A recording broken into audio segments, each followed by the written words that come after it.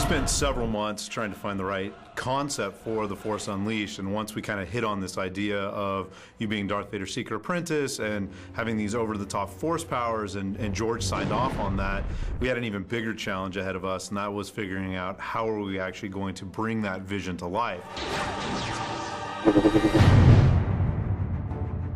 The power of the next-gen systems has allowed us to integrate 3 very complex and robust simulation technologies into The Force Unleashed. Havoc is a technology that we used for our underlying physics system. It's a very robust physics engine that allows us to move a great number of objects on the screen at any given time. That's one part of the 3 different physics simulations that we're bringing to bear on The Force Unleashed. Euphoria, which is one of the new technologies that we're integrating into the game, is actually true biomechanical AI. Euphoria is the tech that enables us to take an animated character, and when something unexpected happens or when they're being picked up into the air, they actually can reach for things, and it's second nature to the character. They have a sense of self-preservation, a sense of awareness, and what that does for the player is it ensures that no 2 reactions are ever the same. If you're using the Force to grab a crate and you want to slam it into a Stormtrooper's face, for instance, what's he going to do? Well, he has Euphoria, which is behavioral AI. So he could duck the crate, he could dive out of the way of the crate, he might even grab onto the crate. You never know how they're going to react, you just know that they are going to react. The other new technology that we've integrated into The Force Unleashed is digital molecular matter, or DMM. DMM is a way of simulating the substance of objects, sort of pretending that they're molecules, so that instead of moving parts, you have the material that it's made of. Things actually behave like they do in the real world. Glass will shatter like glass, metal will bend like metal, wood will splinter like wood.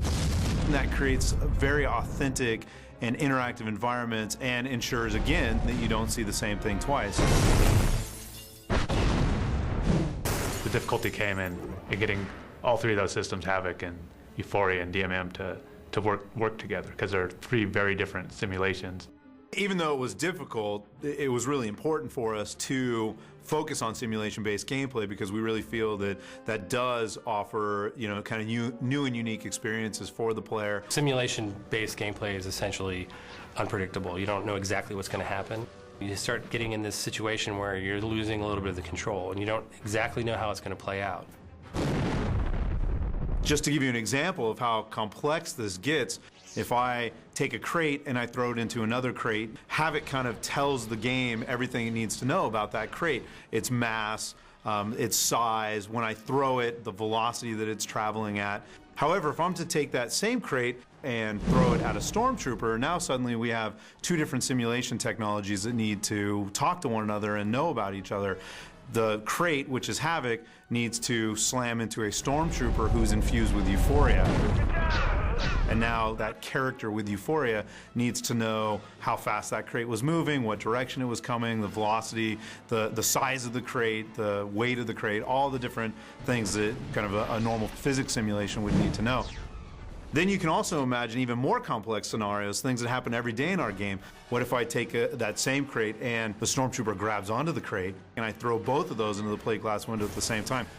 We've got all 3 now talking to each other.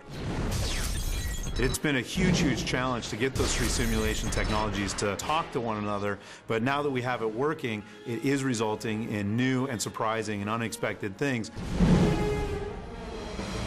And this is what our QA team, the guys that play the game every single day and serve as the eyes and voice of the consumer, are discovering.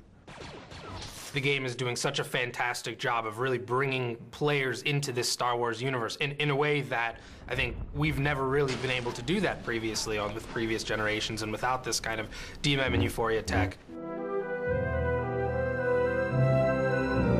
One of the original visions that we had at a concept art stage was having a large, almost albino white, evil-looking Rancor come pounding through the forest and actually separate and push apart some soft-body DMM.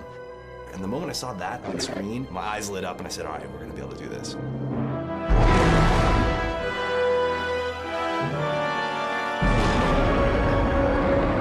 We're at a point right now where all these kind of pieces of the game are coming together, and it is creating this really kind of cohesive, authentic Star Wars experience. When the player steps into that world, this is going to be the first time that they stop and go, oh, I'm in Star Wars. I think there's just a ton of moments in this game where you kind of play and you get this really full kind of idea of what the Force is. The way the game is set up, the way we're integrating those technologies, you're not playing something you've played before. You're literally playing something that has not been in a game before. So it's a lot of fun to explore that. I think that when you finally pick up the controller and you're actually immersed in this game, you're going to feel like you are in the Star Wars galaxy, that you are inhabiting this character of Darth Vader's secret apprentice. And that's an end result of us bringing together all these technologies and all the hard work of so many different team members and so many different disciplines.